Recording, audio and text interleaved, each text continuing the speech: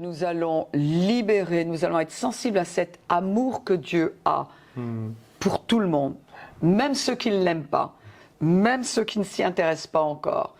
Dieu aime tout le monde. Dieu a tant aimé le monde qu'il a donné son Fils unique. Et voilà, c'est ce que nous célébrons, le don du Père Amen. à l'humanité.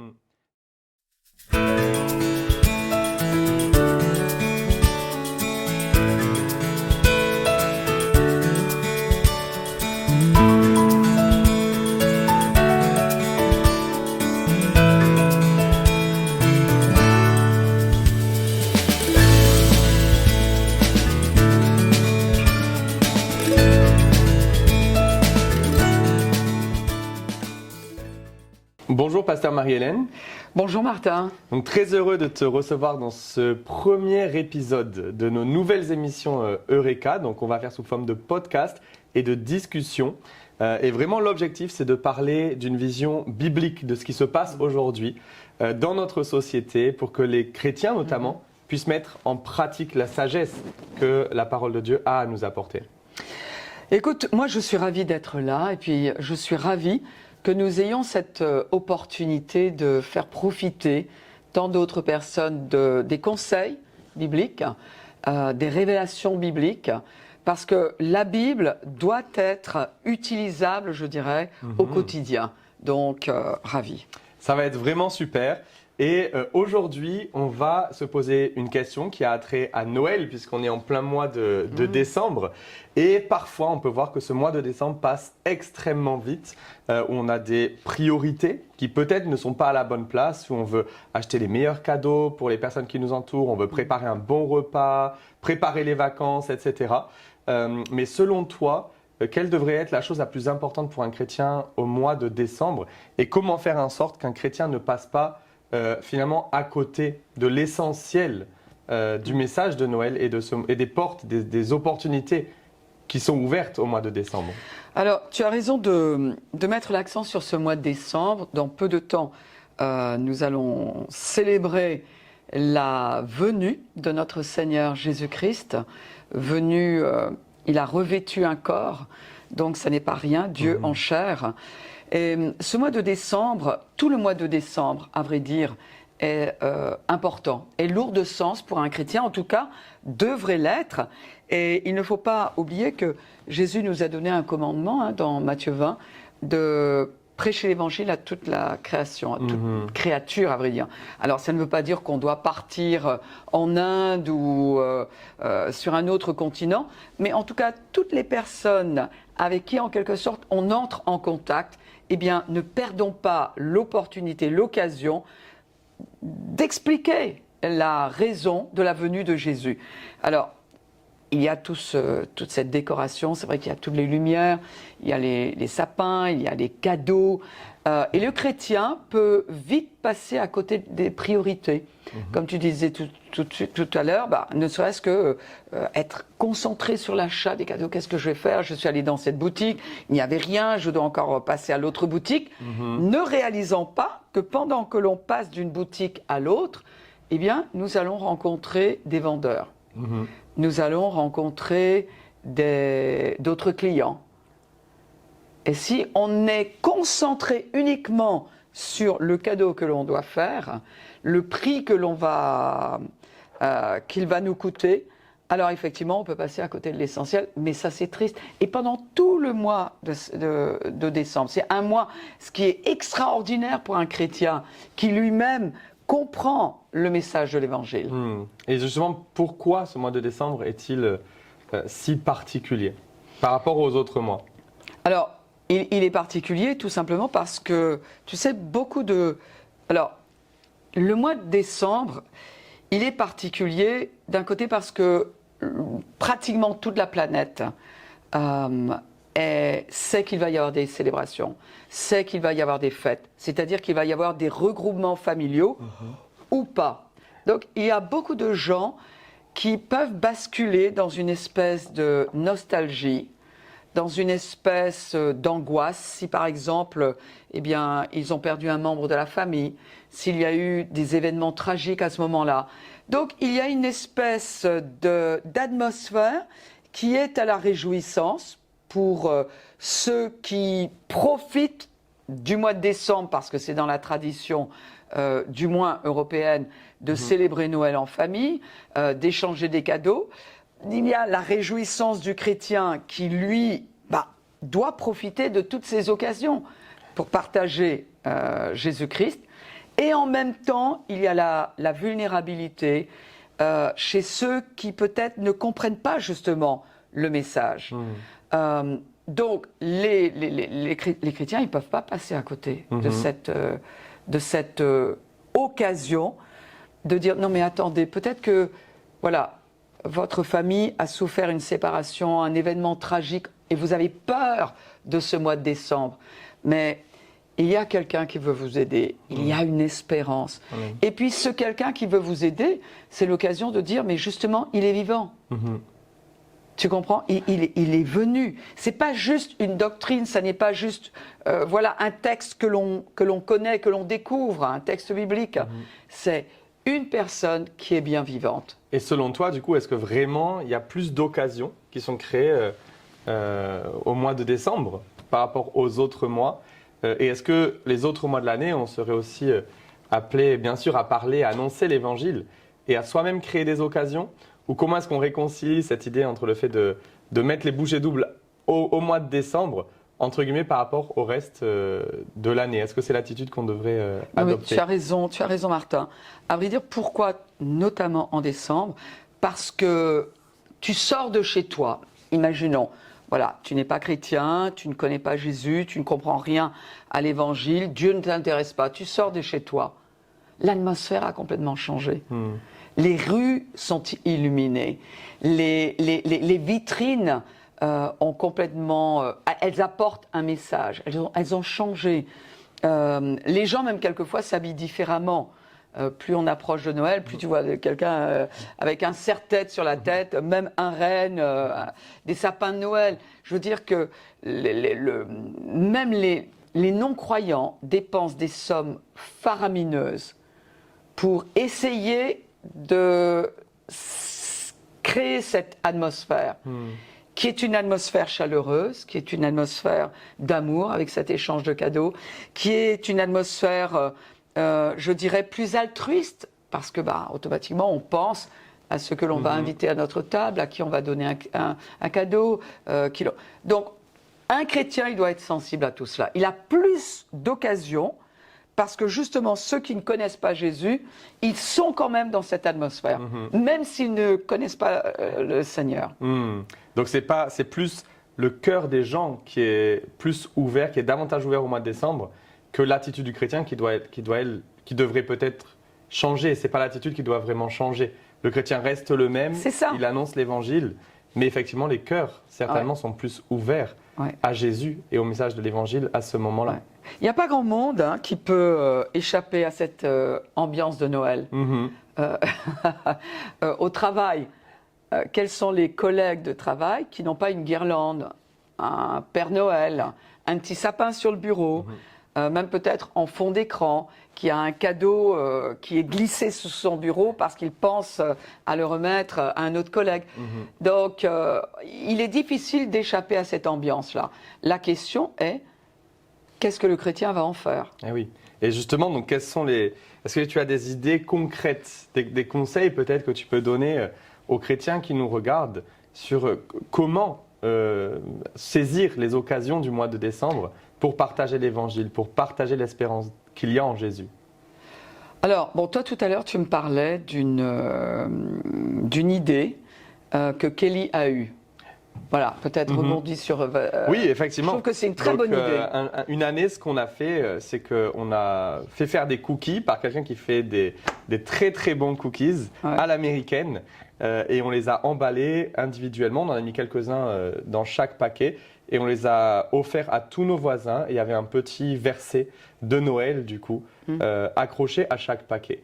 Et on les a offerts à tous nos voisins qui ne trouvent pas ça bizarre au moment de Noël. Au contraire, ils l'accueillent avec plaisir parce qu'ils sont ouverts à ce moment-là pour recevoir une attention particulière de notre part. Peut-être que si on fait ça en plein été, ils vont trouver que c'est un peu étrange de notre part. Mais à Noël, ils sont ouverts, ils se saisissent de l'occasion. C'est pas bizarre de mettre un verset et de leur donner, parce qu'ils savent que Noël, ça a trait quand même au christianisme.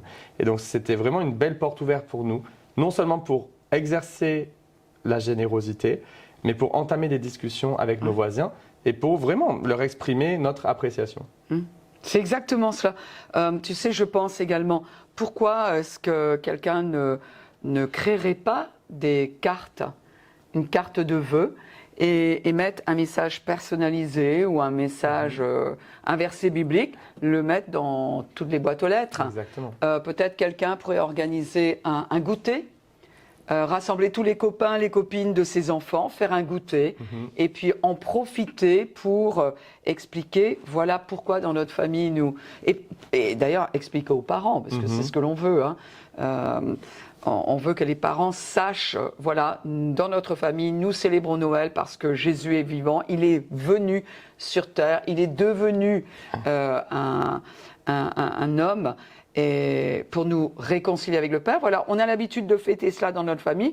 Est-ce que vous nous permettriez de fêter cela avec vos enfants au cours d'un goûter? Parce qu'il faut quand même que ce soit clair vis-à-vis des parents.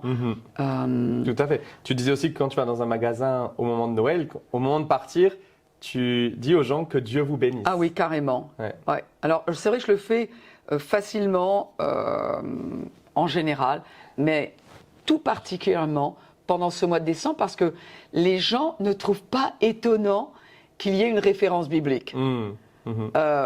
Donc, ils ne trouvent pas étonnant qu'il y ait des chrétiens qui disent voilà, je voudrais vous dire que Dieu vous bénisse parce qu'il est venu. Oui. Il est venu et il est vivant. Donc, Et c'est une bonne occasion d'offrir peut-être une Bible à quelqu'un. Les gens la reçoivent plus facilement à ce moment-là. C'est ça. Même de distribuer peut-être dans la rue des flyers de Noël avec le message de l'Évangile, des évangiles de Jean ou autres. C'est ce qu'on a fait par le passé. Et les gens le reçoivent vraiment avec plaisir. Ils sont sensibles même. Un évangile, un chocolat chaud, les gens, ils disent pas non. Et au bureau, bon, je travaille pour une organisation chrétienne, mais on a une fenêtre qui donne vraiment sur un carrefour qui est très fréquenté dans la ville. Et on va mettre une croix illuminée en plus du sapin. Juste à ta fenêtre, tu veux dire, pour que les gens voient au carrefour. Exactement. Et pour que les gens, peut-être que le Saint-Esprit va pouvoir utiliser cela pour les attirer à lui et pour qu'ils se posent les bonnes questions. Ouais, c'est ça. C'est bien que tu le dises. C'est le mouvement du Saint-Esprit qu'il y a, tandis que nous sommes conscients de notre mission, de notre devoir de présenter Jésus. Parce que quand même, Jésus, ça n'est pas rien ce qu'il a fait. Il est venu dans le but de nous sauver. De nous sauver de quoi? De sauver l'humanité de quoi? D'un état de séparation d'avec Dieu. Pas simplement de nous faire prendre conscience de notre séparation d'avec Dieu à cause de la nature du péché, mais également de nous réconcilier avec Dieu. Donc, pendant que nous sommes conscients du message que nous portons, bien, tu as raison de dire, le Saint-Esprit, pendant ce temps, il agit. Et il agit de mille et une manières. Non, c'est extraordinaire ce qui se passe en décembre. Et pourquoi est-ce que tu penses que malheureusement beaucoup de gens passent à côté de ces occasions et arrivent au mois de janvier peut-être fatigués, épuisés et en ne s'étant pas saisis de toutes les opportunités qui pourtant ont existé, ont été sur leur chemin. Alors de présenter l'Évangile, les chrétiens. Les chrétiens oui, bien sûr, qui sont passés à côté de ces opportunités. Comment éviter cela? Ouais.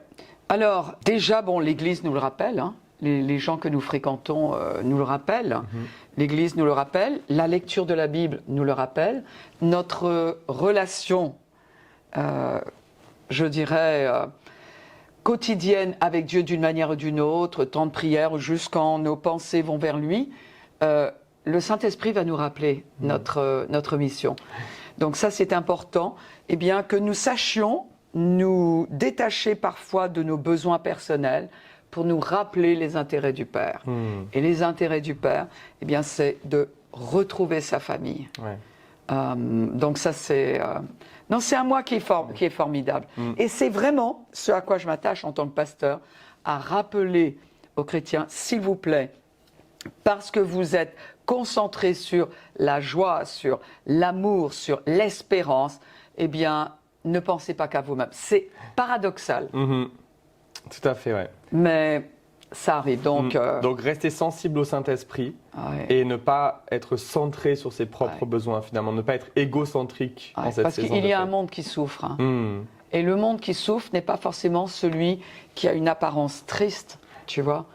Donc, si nous sommes sensibles au Saint-Esprit, eh bien, le Saint-Esprit nous demandera parfois de nous arrêter 10 minutes de plus pour nous entretenir avec quelqu'un, quelqu'un à vrai dire qui le cherche, qui n'en a peut-être pas l'air, il ne faut pas se fier aux apparences. Parce que tous les êtres humains ont cette notion d'éternité. Et à un moment, tout le monde se pose la question. Donc nous, les chrétiens, il faut que nous soyons sensibles. Si notre regard peut-être s'attache, se pose sur quelqu'un, peut-être s'il y a une conversation. Oh, moi je n'aime pas ces fêtes de Noël. Mais tu te rends compte de l'opportunité qu'a un chrétien de dire, y a-t-il quelque chose qui vous paraît difficile et puis paf, embrayer. Mais oui, on a une mission. Et ce mois de Noël, c'est extraordinaire. Ça l'est. Et peut-être que les chrétiens, parfois, oublient même la puissance qu'il y a dans le nom de Jésus. Rien que le fait d'avoir l'opportunité de prononcer le nom de Jésus dans la vie de quelqu'un. Et peut-être que les chrétiens oublient la beauté, oui, et la puissance du message de l'Évangile, qu'il n'y a aucun autre message, finalement, qui puisse se comparer, qui arrive à la cheville du message de l'Évangile. Ouais. Et c'est une vérité qui, quand les gens la connaissent, peut apporter la liberté dans leur vie. Peut-être que si les chrétiens... Enfin, la liberté, même pour l'éternité. Hein. Pour l'éternité, exactement. Et peut-être que si les chrétiens se rendaient compte de ce qu'ils ont reçu, peut-être qu'ils seraient plus à même et ils auraient plus de motivation et mettraient plus d'énergie à partager. Oui, tu as raison. On s'habitue à ce que l'on a. Donc, il faut revenir sans cesse au message et en faire profiter les autres. Parce que le temps est court sur Terre quand même. Hein. Oui. Et une fois qu'une personne a quitté cette Terre, cette personne se retrouve à une adresse éternelle. L'adresse qu'elle a choisie pendant qu'elle était vivante sur Terre. Donc la vie, l'éternité est longue. Et il faut qu'on s'intéresse à ça. Mais c'est extraordinaire. Ouais. Donc Jésus est la raison de la saison. Et tu disais que les gens souffrent, mais ce qui ne se voit pas forcément à Noël. Donc peut-être en tant que chrétien, on peut chercher à aller au cœur des choses, avoir de réelles conversations avec les gens et de ne pas rester superficiel. Justement, dans nos relations avec les gens, même, surtout peut-être au moment de Noël.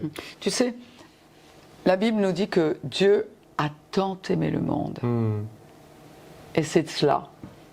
Et nous, les chrétiens, si nous écoutons notre cœur, parce que nous avons la nature de Dieu si nous sommes nés de nouveau, eh bien, nous allons libérer, nous allons être sensibles à cet amour que Dieu a pour tout le monde, même ceux qui ne l'aiment pas, même ceux qui ne s'y intéressent pas encore. Dieu aime tout le monde. Dieu a tant aimé le monde qu'il a donné son Fils unique. Et voilà, c'est ce que nous célébrons, le don du Père à l'humanité. Donc Dieu a tant aimé le monde qu'il a donné. Donc on peut en conclure que l'amour donne.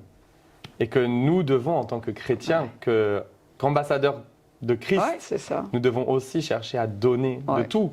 Et qu'est-ce que la Bible dit ? On va rebondir, hein. Mais il y a plus de bonheur à donner qu'à recevoir. Ouais, c'est ça. Et c'est la saison parfaite pour le faire. Super. Merci beaucoup pour ton temps. Très joyeux Noël. Et on va vraiment chercher à se saisir de chaque occasion qui nous est présentée pour obéir à Dieu, au Saint-Esprit, lui rester sensible, mais aussi pour aimer les gens de manière radicale, peut-être de manière comme ils n'ont jamais été aimés auparavant. C'est peut-être le meilleur mois pour le faire. Ouais. Merci beaucoup. Je t'en prie, Martha.